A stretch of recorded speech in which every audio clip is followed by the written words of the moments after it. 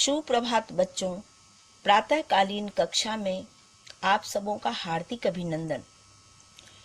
धर्म के वास्ते सर्वस्व जो बलिदान करते हैं, युगों तक लोग उनके त्याग का सम्मान करते हैं।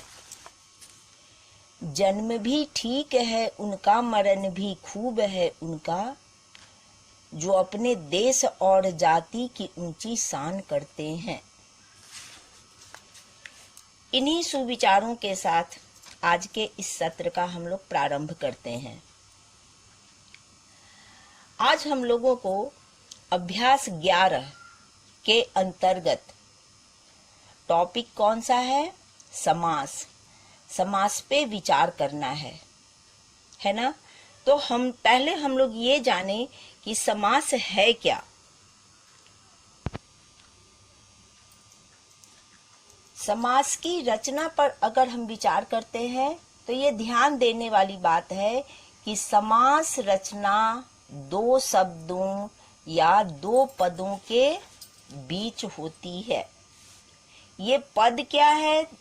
पद और शब्द में अंतर बस यही है कि पद शब्द जब व्याकरण के नियमों में बंध जाता है तो वो पद बन जाता है।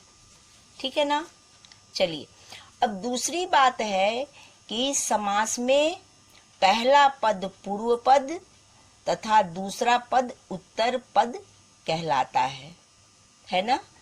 दो पद हुआ जिसमें पहला को हम पूर्व पहला और दूसरे को उत्तर यानी दूसरा पद। ठीक है?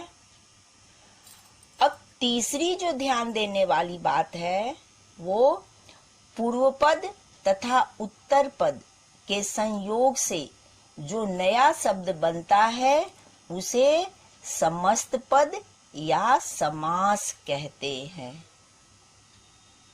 समझ में आई? अर्थात पूर्व पद प्लस उत्तर पद बराबर समस्त पद, यही समास है। समझ में आई ना? इस तरह से ये ध्यान दीजिए।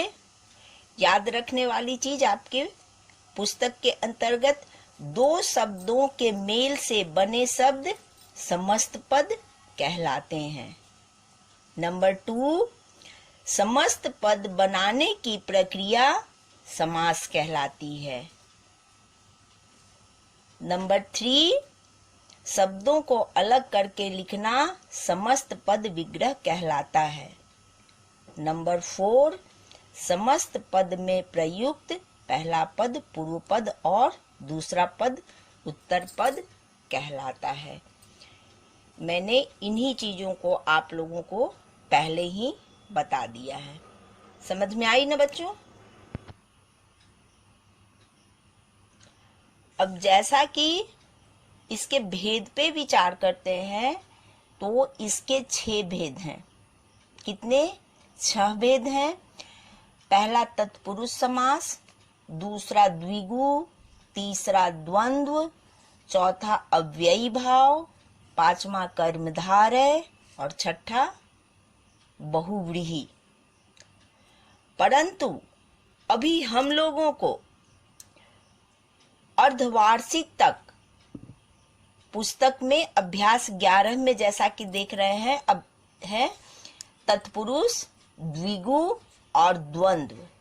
मात्र 3 समास पे विचार करना है और इससे संबंधित समास विग्रह, समस्त पद बनाना, इन सारी चीजों की जानकारी हमें लेनी है और अभ्यास करना है।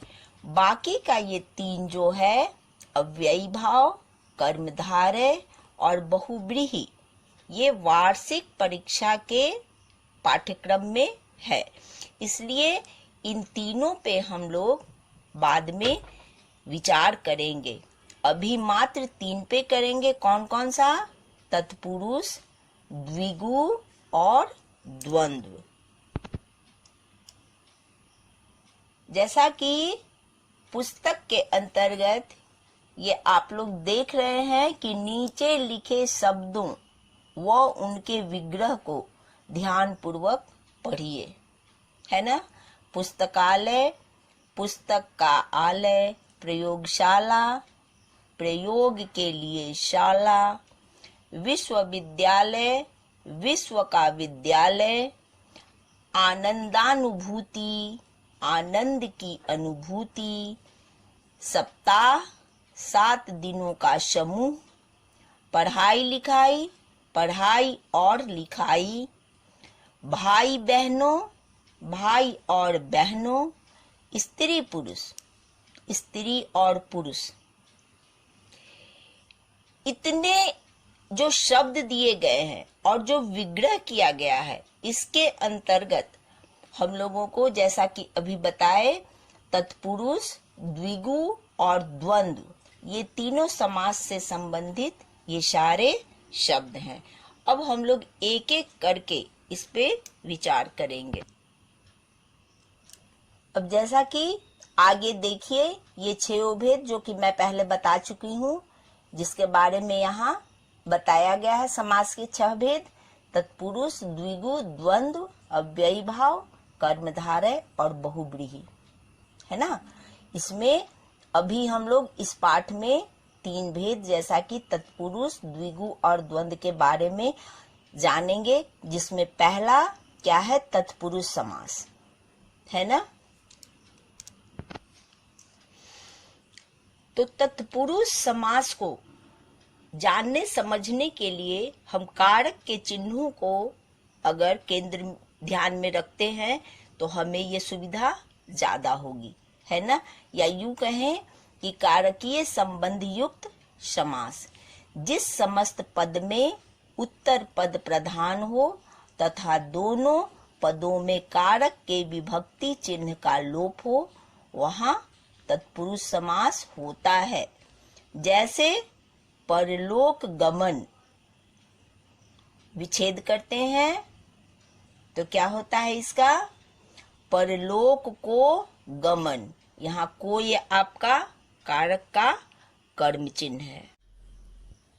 अब ये देखिए, जैसा कि पुस्तक के अंतर्गत जिस समस्त पद में उत्तर पद प्रधान हो तथा दोनों में कारक के विभक्ति चिन्ह का लोप हो, वहां तत्पुरुष समास होता है। समझ में आई ना। अब चलिए एक एक करके इसका हम समस्त पदों का विग्रह करते हैं। तो क्या है, परलोक गमन, यानी परलोक को गमन, कर्म कारक, ठीक है। दूसरा है अकाल पीड़ित, अकाल से पीड़ित, करण, ठीक है ना। नेक्स्ट आते हैं स्वर्गगत, स्वर्ग को गत, ये भी आपका करण है ना। उसके बाद नेक्स्ट जो है ये हथकरी, यानी हाथ के लिए करी। उसके बाद नेक्स्ट देशभक्ति, देश के लिए भक्ति या देश की भक्ति, ठीक है।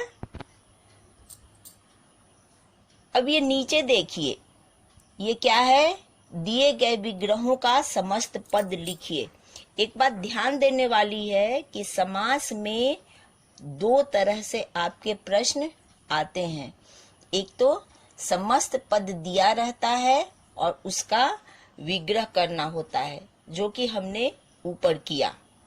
और ये दूसरे तरह से है, वो क्या होता है, ये विग्रह किया रहता है और हमें क्या करना होता है, उसका समस्त पद बनाना होता है ना।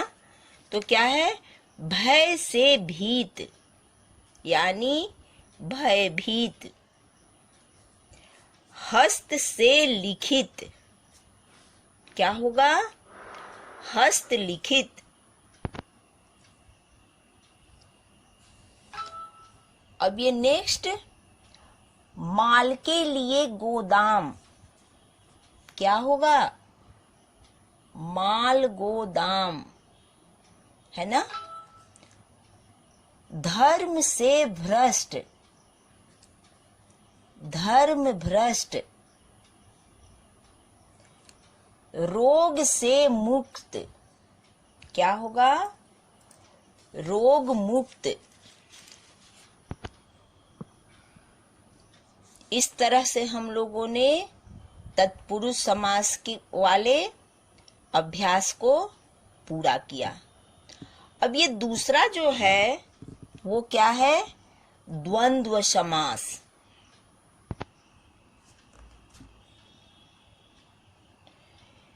जिस समस्त पद में दोनों पद प्रधान होता है वहां द्वंद्व समास होता है। विग्रह करते समय योजक के स्थान पर और का प्रयोग होता है। जैसे माता पिता, अब यहाँ योजक चिन्ह हटा करके और का प्रयोग करते हुए माता और पिता। बहुत ही आसान है ना। ठीक है, चलिए अब आपके पुस्तक के अनुकूल वही चीज, जिस समस्त पदों में दोनों पद प्रधान हो वहां द्वंद्व समास होता है ना। विग्रह करते समय योजक के स्थान पर और का प्रयोग होता है। अब चलिए हम इस अभ्यास कार्य पे विचार करते हैं।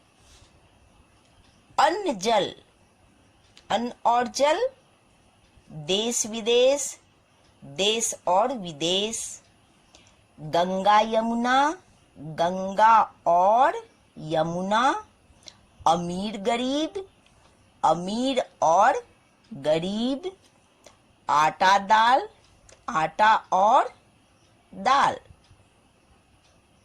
अब पुनः विग्रह किया हुआ है, इसको समस्त पद बनाना है ना।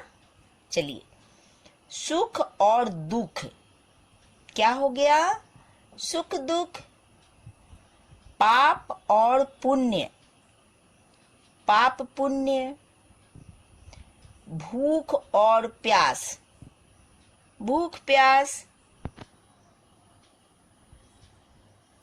यश और अपयश, क्या हो गया, यश अपयश। रुपया और पैसा, रुपया पैसा। स्त्री और पुरुष, स्त्री पुरुष। इस तरह से हम लोगों ने द्वंद्व समास वाले अभ्यास को भी पूरा कर लिया। अब ये तीसरा जो हमारा है वो क्या है, द्विगु समास। अब इसके दोनों पदों में देखिए, इसका पूर्व पद गौण तथा उत्तर पद प्रधान होता है। नंबर 2, पूर्व पद कोई संख्यावाची विशेषण होता है। नंबर 3, द्विगु समास का उत्तर पद किसी समूह का बोध कराता है, अतः विग्रह करते समय उत्तर पद के साथ समूह या समाहार शब्द का प्रयोग अवश्य करना चाहिए। जैसे तिरंगा, 3 रंगों का समाहार। पंचतंत्र, 5 तंत्रों का समाहार। अब यहाँ पुस्तक में हम लोग अभ्यास कार्य में इसका समाधान करें। चौमासा, 4 मासों का समाहार। तिरंगा, 3 रंगों का समाहार।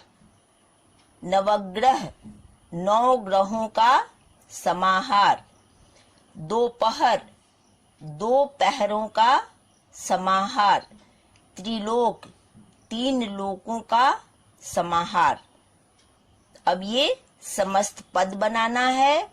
5 वटों का समाहार, पंचवटी।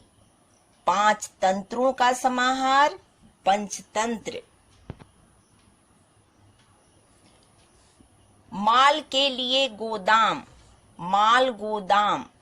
धर्म से भ्रष्ट, धर्म भ्रष्ट, रोग से मुक्त, रोग मुक्त। ठीक है ना। इस तरह से हम लोगों ने, सॉरी ये पिछले तत्पुरुष का हम लोग कर दिए है ना। अब ये इसका जो था वो आपका द्विगु का 3 बाकी जो है वो नवरत्नों का समाहार। नवरत्न, यहाँ ध्यान देने वाली बात है, 9 है ना। 700 दोहों का समाहार सतसई। 3 वेनियों का समाहार त्रिवेणी। इस तरह से हम लोगों ने तत्पुरुष, द्वंद्व और द्विगु से संबंधित जो भी समास था उसके अभ्यास कार्य को पूरा किया। धन्यवाद बच्चों।